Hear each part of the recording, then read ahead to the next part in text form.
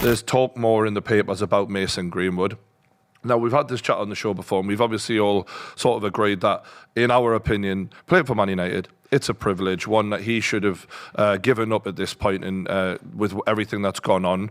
But the reality is, money talks, and players who have a value of that level, they're a commodity that have been grown from Manchester United's academy. And there's things seeping into the media now with Turkey. Clubs in Turkey have made an offer and it's been rejected. I found that quite interesting because if you are just wanting to cut ties, get the cash, give them away, why are you rejecting that? You know, and there's this talk about, well, we're conducting our own investigation.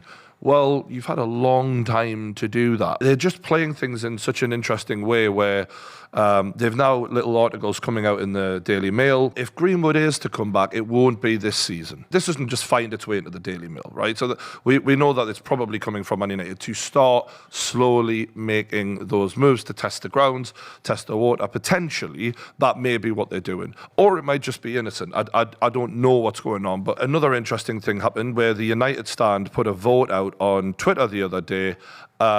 Manchester United fans obviously follow that, saying how many of you would want Greenwood to play for Man United again, how many wouldn't? And it was 170,000 votes. 47% said that they would have him back, I believe. Disgrace. And I think it was 53% said that they wouldn't. So it's an incredibly balanced split. And it made me go, wow, maybe I've got this wrong in terms of how I thought it would be. For it to be 50-50 almost was shocking. I don't see where the upside is for Man United in this, because they've moved on as a club since this incident has happened and they've progressed under Eric Ten Hag. I don't think there's enough upside. I don't think they need him as much as he needs them. So for me, for the moral backlash that would come, I would just stay clear. It does seem like they're weighing up what to do with it. Football clubs are liars. Yeah. Football clubs are absolute moral hypocrites. They have morals as far as their bank balance is concerned, and that's it. I have no doubts in what you're suggesting is potentially happening. Well, they've got Weghorst right now. The reality is we all know that Greenwood is a talent. That's not what we're... And if he wasn't a talent, would it be 53%? You know what I mean? And a local boy as well. The level of quality that he possesses, it makes you wonder if Manchester United, and I'm going to throw this one to Josh. Josh, you work with brands, you've dealt with big companies. It does feel like they're considering their options as to how they go about either selling him or bringing him back into the club at the end of the season. But one thing's for sure, it doesn't feel like they're going to terminate the contract now. It feels like they're either going to try and make some money out of him or he's going to play. Man United are one of the most commercially driven companies, out there, let alone football clubs. So they're going to be constantly thinking about him as an asset, right? It's as simple as that.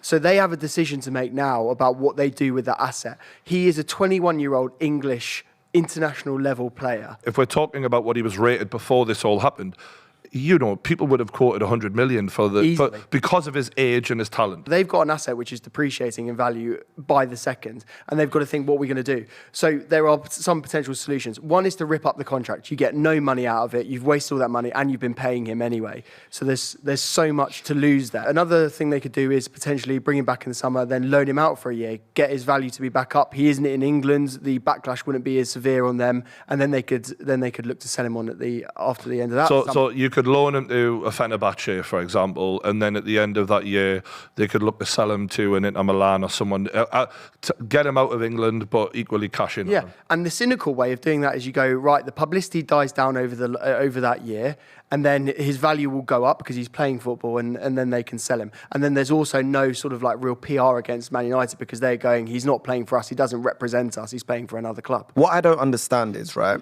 how much did they pay for him? Nothing. So we're talking about, they're acting like they're going to make a loss. The only loss they've made in this, if they get rid of him and just cut their ties with him, is his wages. He's on about 70 grand a week, just to be clear. Yeah, so even to rip that contract up is small potatoes for Manchester exactly, United. Because we see teams buy players all the time for 70 million and then having to sell them for 20 million, and then they've lost 50. It's all to do with balancing the books, net spend, FFP. One other thing you've got to, like, as much as the value is zero bringing him in, the outgoings that he could get, like i.e. the transfer value, is huge for their accounting. The whole point of having an academy is you hope one day a wonder kid comes through. Of course. Who's worth 100 million. That's how you justify spending the money on the academy. So to then rip the contract up for them, it will seem counterproductive. However, I would have a lot of respect for Manchester United if they did that. It would make me What's his value today? Fair. What is his value today? It's not 2 years ago no more. What is his value it's today? It's not zero. And also, that's the difference. It's also, not zero. with almost 2 years of not playing football, how good is he today? What is his mental state like? You don't just lose your ability. I'm not saying he hasn't got ability anymore, but has he been, his progress will be stifled. He hasn't been on the pitch playing competitive football for 2 years. He hasn't been training day in, day out competitively with his peers. What we can say how good is he? We know I've his never progress seen is this going to be happen stifled. in football, but I've seen it happen in fighting. And generally speaking, at that age, I don't think it would hinder how good he is on the pitch anymore. Really? No, I look, I can only compare it to boxing because I've seen like 30-year-olds come back after 3 years and not look that different in a boxing ring. So a 19-year-old kid coming back after 18 months in football, I don't think it should be that much different for him. Make a good point about how much is he worth now, because who is going to pay for the hassle? If the morals all go out the window and a club does want to buy Mason Greenwood, when they do buy Mason Greenwood, I don't know, does anyone know about David Goodwillie? He was a rapist basically. He's been basically going through clubs, and whenever he does, the women's team folds, the chairman quits, everything, sponsors drop out, everything. Say Manchester United do the unthinkable, which people are saying it looks like they may be flirting with the prospect of, and bringing him back into the fold in the summer. What does that do for the harmony of the football team? Because there will be individuals in that locker room or within the club itself that might be giving him the side eye, and it will create an uncomfortable atmosphere. How does Ten Hag, the manager, even feel about him? Or is it a case of completely separate the footballer from football? Do you get what I'm saying? Or from the person? How does that work? I think alone is the best case scenario if you're Mason Greenwood's family and you're looking, I think, alone away from England, where he can prove that he's still got quality, and then they sell him, or he comes back to Manchester United. But I wouldn't be surprised if they were like, yo, Piers Morgan, let's get an interview, oh, he's so sorry, oh, they're having a child now, oh, I can see the cynical side of me, because it's not about the reality of a situation these days, it's about how you make people feel.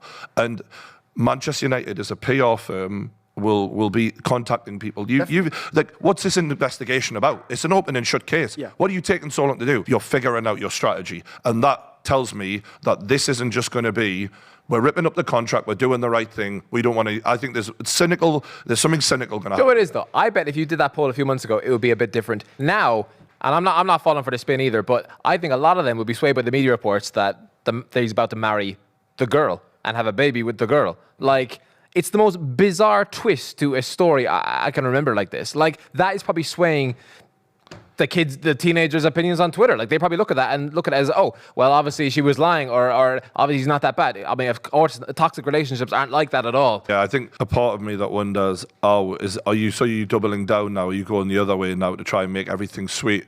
And this isn't about a woke subject, though. This isn't about an opinion thing. This is you, as you said, Brian, United can make a statement here. Mm-hmm. If United did what we consider to be the right thing here, PR-wise, it's brilliant. Uh-huh. Now, I understand what Josh says as well. I mean, he's a £100 million player if everything's well and he's back to his best. But again, for Manchester United, in the big picture, with them being a very, family-oriented club, with them being, like Liverpool, we like to believe things are done in a certain way. Do you think we're having this conversation, Brian, if Sir Alex is the manager? I think Sir Alex would have kicked that fucking cunt all over Manchester. I just wanted to bring it up because I think it's the sounds are making me worry about where you's going with this. You're not making sounds like at the end of the season it's over and done with. It seems like they're testing the water. Do you know what makes me really uncomfortable about it as well, right? Obviously, the act itself and what we saw allegedly makes me uncomfortable. But the way Man United, and it seems a lot of people on Twitter, Man United fans, or 47% of them, according to that poll, are sticking their neck out for this guy like he's some legend. All he is a wonder kid. It's not like, when the Michael Jackson thing happened and, he's Michael Jackson. This kid's done nothing. All he's done is score a few amazing goals. I think like, what has he done? You know what it is, what has he done where you really want to stick Let's be real. out on the If line this lad had McTominay level ability, it wouldn't be 47% saying yes for him then. I know.